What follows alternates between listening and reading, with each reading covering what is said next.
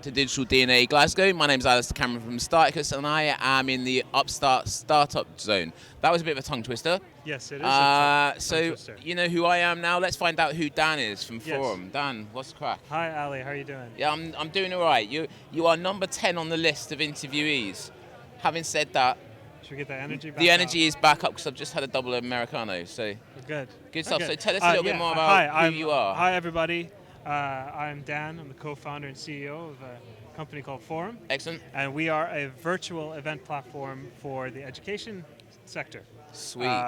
Primarily for alumni engagement teams. Yep. Who are going global virtually. Okay, and need a platform. Let's pick up on that piece. Okay. So, primarily for the alumni. So Yes. people that have left that school. For alumni departments. Okay. So within a university, Yep. there's an alumni engagement department. Yep. Whose entire task is to Yep. continue relationships and communicating with alumni. Yeah. Sweet.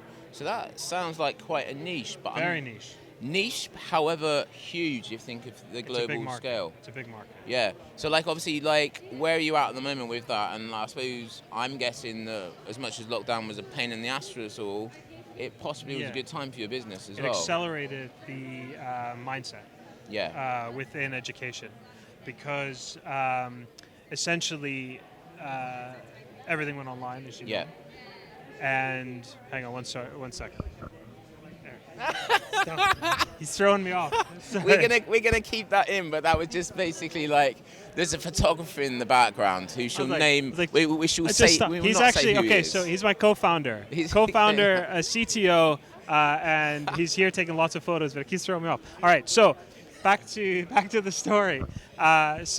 Everything went online. Yep. However, the tools that they're using have been dictated by the universities out of a necessity, right? Yeah. So alumni departments are using old school tools like Yep. Zoom and Teams, Yep. who are not fit for purpose Yeah. for engaging with alumni. Yeah. Now they're at capacity. Yeah. They're having to do virtual events. They have to Yeah. do physical events. Yeah.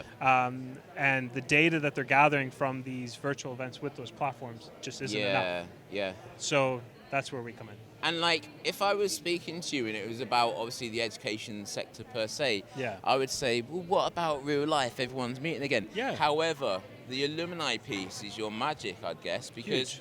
that alumni is everywhere. So you can't just go and meet in Manchester or New York or Liverpool or Dublin because you're not all in the same base anymore. So No. I'm guessing that's your secret sauce in a sense. That's it.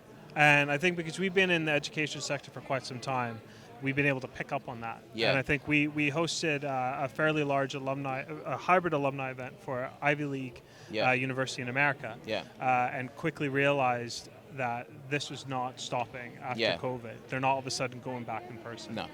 Yes, they're going to have small meetups in different volunteer areas, but from an alumni engagement department perspective, they can't also keep hopping on planes and going all over the place to host these events. And they're seeing a humongous uptake of engagement online from their global network. So For sure, it's a really interesting space to be in.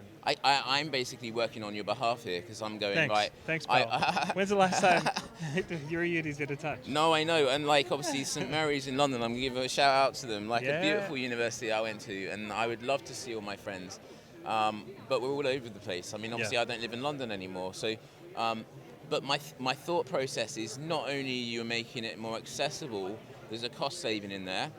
And I'm guessing also you've got the environmental impact because obviously people aren't necessarily having to fly or travel to wherever they need to be. So I'm guessing your toolbook of sales is pretty good in the sense of being able to sell or kind of engage with those universities anyway. Yeah, and I think there's an education piece there. Yeah. And that's something that we're working really hard on. So I think attending these different conferences, speaking at them, upskilling those alumni teams to say there are other platforms out there for you that are going to make your life so much easier.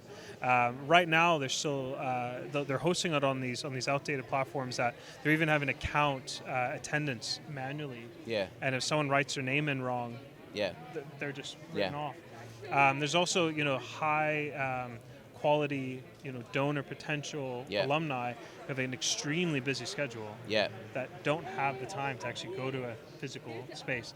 Want to go to one of the career talks, give back to different students, maybe speak at it. Amazing. that we're giving that opportunity to, and it's opening up the doors for those teams. So let's take a step back to like the actual kind of the inspiration for this. Where did you come up with this? Was this a slight pivot on an existing forum, or is it that was the initial solution from the outset? No, I mean it was a response to COVID.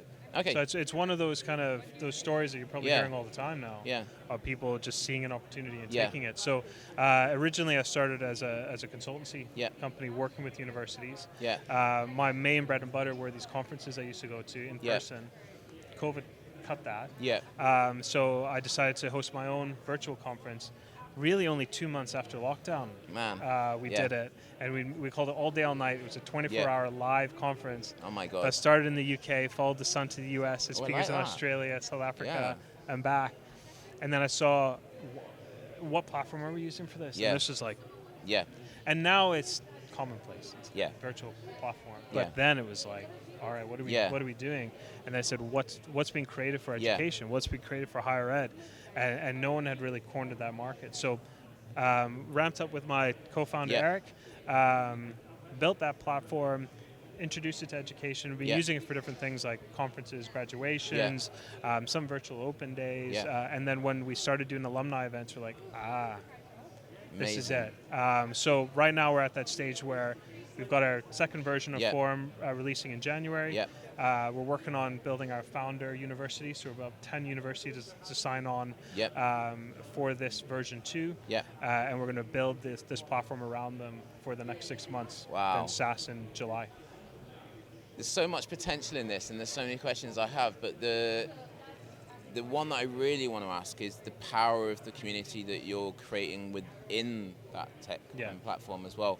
I'm guessing every alumni that you kind of build within the platform allows a lot of opportunity for future collaboration and also opportunity to kind of like see where else that alumni can go. So how much within your business plan is about the overall legacy of that alumni itself? Yeah, I mean that's huge. I mean, if you look right now, and I've got an Excel sheet on my computer of about 80 different virtual event platforms. And they are a dime a dozen. But I think the power behind ours is that community. And the lovely element about it is that alumni departments aren't competing against each other. So every single university alumni department, more or less, has their own alumni. So they're collaborating together. They're looking for spaces where they can actually do events together. So there's a couple kind of northern Scottish universities that say we always used to come together in person and host events together. What if I have a seat on Forumm and my colleague from another university has a seat? Can we host an event together on our platform? Of course you can. Those types of things. And then the evergreen idea as well of alumni being able to come back to that platform after the event, connect with each other, direct message each other. Their profile is saved. They can use the breakout spaces.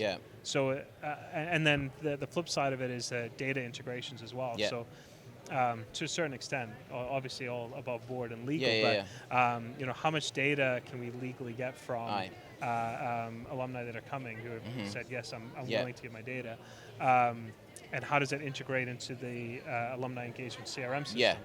And how does that impact the communications out? So, for sure, it sounds like an amazing potential, obviously, to go global as well. And you mentioned very early in the interview that one of the was based in the US. So this is there a continent that is picking up on this faster than other areas? Yeah, America is.